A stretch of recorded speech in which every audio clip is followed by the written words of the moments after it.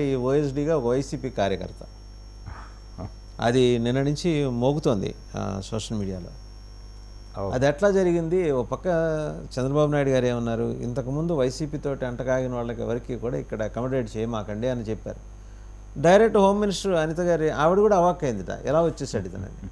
ఇలాంటివి ఒక 10-15 ఉదాహరణలతోటి సోషల్ మీడియాలో నడుస్తుంది. ఏంటంటే అందులో వాళ్ళు చెప్తున్నది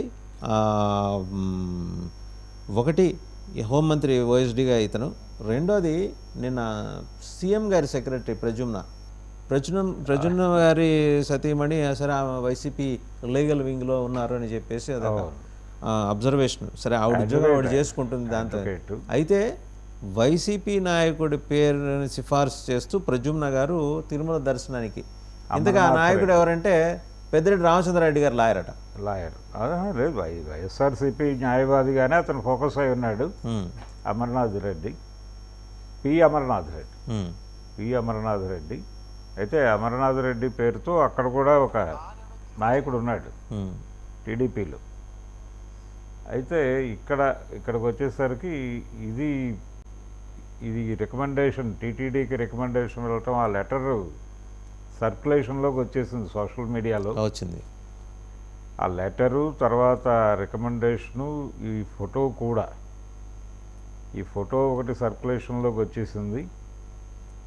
అలాగే సీఎంఓలో కూడా గతంలో ఉన్నవాళ్ళు కొంతమంది తిరిగి ప్రవేశించే ప్రయత్నాలు చేస్తున్నారు అనేది కూడా వినిపిస్తోంది. పర్టికులర్గా విజయవాడ నుంచి కొంతమందిని వీళ్ళే పిలుస్తున్నారు అని కూడా వినిపిస్తోంది. అటు ఇటుగా వ్యవహరించిన వాళ్ళని కొంతమందిని వీళ్ళే పిలుస్తున్నారు మళ్ళీ అనే మాట కూడా వినిపిస్తోంది సీఎంఓలో పనిచేయటానికి.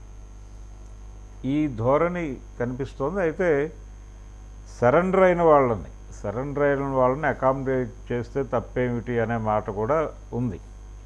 ఇప్పుడు మీరు చెప్పినటువంటి హోం మంత్రి దగ్గర ఆయన పేరు కూడా చెప్తున్నారు, అనిల్ అని ఆయన్ని ఓఎస్డీగా వేశారు. అది క్వైట్ సఫికేటింగ్ ఉంది హోమ్ మినిస్టర్ గారికి, అనిత గారికి అని చెప్పేసి అంటున్నారు. అంటే ఆమె నాలెడ్జ్లో లేకుండా, ఆమె నోటీస్లో లేకుండా జరిగింది అపాయింట్మెంట్ అని. అవును, మరి ఎక్కడో లింక్ తెగుతోందనే అనుమానం వస్తుంది కదా టీడీపీ క్యాడర్స్కి.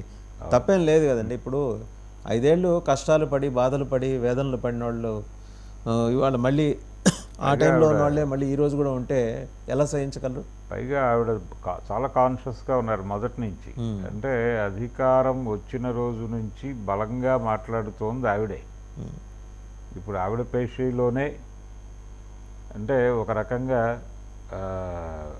అవతల వాళ్ళు వచ్చి ఇక్కడ నిలబడటం అనేది ఇబ్బందే. అయితే అనిల్ అనే పేరు వచ్చేసింది కాబట్టి అతను వ్యవహారం ఏమిటి అనేది ఎలాగో చూస్తారు. ఇప్పుడు సోషల్ మీడియాలో సర్క్యులేషన్లో ఉంది కాబట్టి అది అంత ఈజీగా వదిలిపెట్టరు. దానికి సంబంధించి ఏదో క్లారిఫికేషన్ ఉంటుంది. ఆవిడ కూడా ఈజీగా తీసుకునే రకం కాదు. ఆవిడ పార్టీతోనూ అలాగే ప్రభుత్వంలో ఉన్నటువంటి పెద్దలతోనూ కూడా సీరియస్గా మాట్లాడి విషయాన్ని తేల్చేసుకునే రకమే కాబట్టి ఇదేమీ ఆషామాషిగా ఉండదు. అయితే చాలామంది చాలా కాన్షియస్గా ఉన్నారు. అక్కడ నియామకాలు ఎవరెవరు ఉన్నారు ఏమిటి అనే దానికి సంబంధించి బయట నుంచి అబ్జర్వ్ చేస్తున్న వాళ్ళ సంఖ్య గణనీయంగా ఉంది అనేది కనిపిస్తోంది. ఇలాంటివి అంటే ఇప్పుడు మనం మాట్లాడుకున్న 2-3 లెటర్స్తో సహా బయటకు వచ్చి సోషల్ మీడియాలో సర్క్యులేట్ అవుతున్నాయంటే చాలా క్లియర్గా సెక్రటేరియట్లో ఎంప్లాయీస్ మొత్తం కూడా జగన్ వ్యతిరేకంగా మారారు ఆయన ప్రభుత్వంలో ఉండగానే.